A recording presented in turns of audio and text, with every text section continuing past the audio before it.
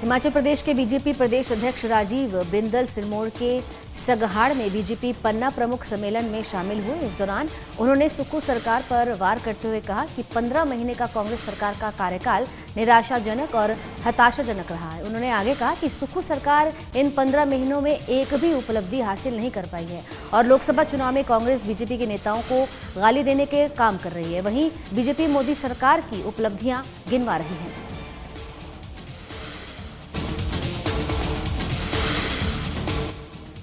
केंद्रीय मंत्री अनुराग ठाकुर अयोध्या में श्री राम जन्मभूमि मंदिर पहुंचे। राम मंदिर पहुंचने के बाद उन्होंने श्री राम जन्मभूमि मंदिर में रामलला के दर्शन किए और पूजा अर्चना की। इस दौरान उन्होंने कहा कि 500 साल के इंतजार के बाद अयोध्या में राम मंदिर का निर्माण हुआ। राम मंदिर की प्राण प्रतिष्ठा में शामिल होने के लिए दुनिया भर से लोग आए हैं। आज मुझे भी भगवान राम का आशीर्वाद लेने का सौभाग्य मिला।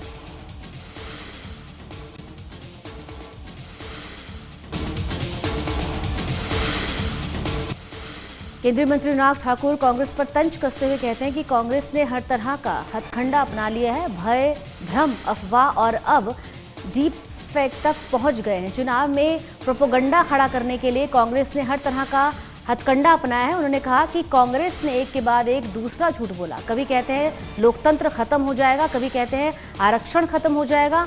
उन्होंने आगे कहा कि 10 साल नरेंद्र मोदी की सरकार रही, ना ही आरक्षण की बात हुई और ना ही कभी आरक्षण खत्म होगा।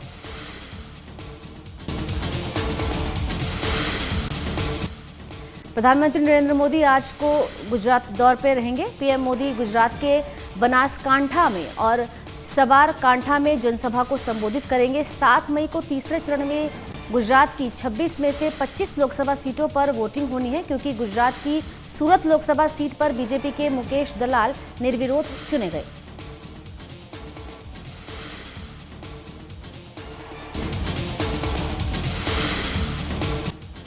लोकसभा चुनाव को लेकर प्रधानमंत्री नरेंद्र मोदी से सरकार के गृह मंत्री अमित शाह लगातार अलग अलग जगहों पर चुनावी जनसभाएं कर रहे हैं। इस कड़ी में गृह मंत्री अमित शाह आज तेलंगाना, छत्तीसगढ़ और कर्नाटक के दौरे पर रहेंगे, जहां सबसे पहले अमित शाह छत्तीसगढ़ के कोबरा में विशाल जनसभा को संबोधित करेंगे।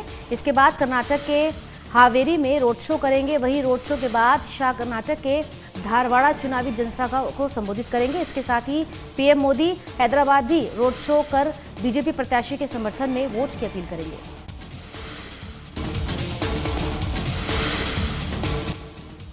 उत्तर पूर्वी दिल्ली लोकसभा सीट से बीजेपी प्रत्याशी मनोज तिवारी आज अपना नामांकन दाखिल करेंगे। नामांकन करने से पहले मनोज तिवारी ने रोड शो किया। इस दौरान उनके साथ रक्षा मंत्री राजनाथ सिंह भी मौजूद रहे। वहीं रोड शो के दौरान उन्होंने कहा, उत्तर पूर्वी दिल्ली लोकसभा क्षेत्र से भाजपा उम्मीदवार मनोज तिवारी ने कहा, हम लोग विकास और विरासत दोनों की एक नई कहानियां लिख रहे हैं। बहुत कुछ हुआ है और बहुत कुछ होना है। हमारा विश्वास का रिश्ता है। हम तीसरी बार फिर से नरेंद्र मोदी को पीएम बनाएंगे।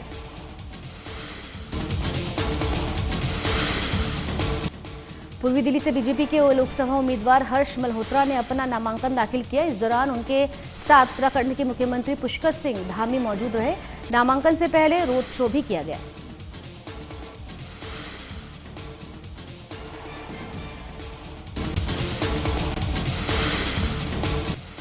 कांग्रेस के पूर्व विधायक नीरज बसोया और नसीब सिंह ने पार्टी की प्राथमिक सदस्यता से इस्तीफा दिया।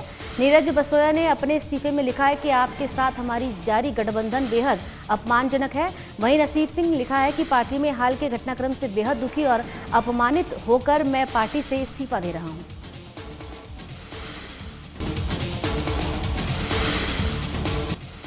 लोकसभा चुनाव को लेकर कांग्रेस ने अपने 4 नए उम्मीदवारों की एक और लिस्ट जारी कर दी है, जिसमें हरियाणा की गुरुग्राम सीट से फिल्म अभिनेता और कांग्रेस के बड़े नेता राज बब्बर को टिकट दिया है।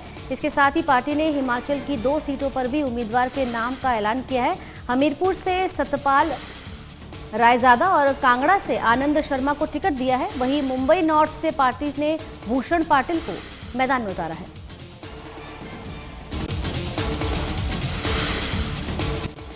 दिल्ली के कई स्कूलों को बम से उड़ाने की धमकी दी गई थी। धमकी मिलने से अफरा तफरी मच गई। स्कूल में बम होने की सूचना पर दिल्ली पुलिस बम निरोधक दस्ता और दमकल की गाड़ियां मौके पर पहुंची। एहतियात के तौर पर स्कूल परिसर को जारी कराया गया और खाली कराया गया। पुलिस के मुताबिक स्कूल को एक धमकी भरा मेल दिया गया था, जिसमें स्कूल में बम होने की बात लिखी थी। वहीं गृह मंत्रालय ने अपने बयान पर कहा कि सभी स्कूल में जांच पूरी कर ली है। उन्होंने कहा, बम होने की खबर अफवाह थी।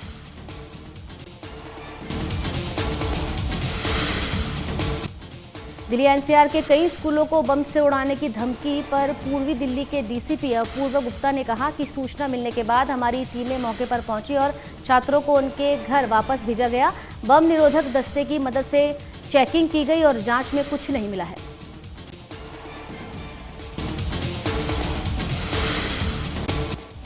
दिल्ली बम की खबर मिलने पर दिल्ली के उप राज्यपाल ने दिल्ली पुलिस आयुक्त से बात की है और दिल्ली एनसीआर के स्कूलों में बम की धमकी पर विस्तृत रिपोर्ट मांगी और दिल्ली पुलिस को स्कूल परिसर में गहन तलाशी लेने, दोषियों की पहचान करने और ये सुनिश्चित करने के निर्देश दिए हैं।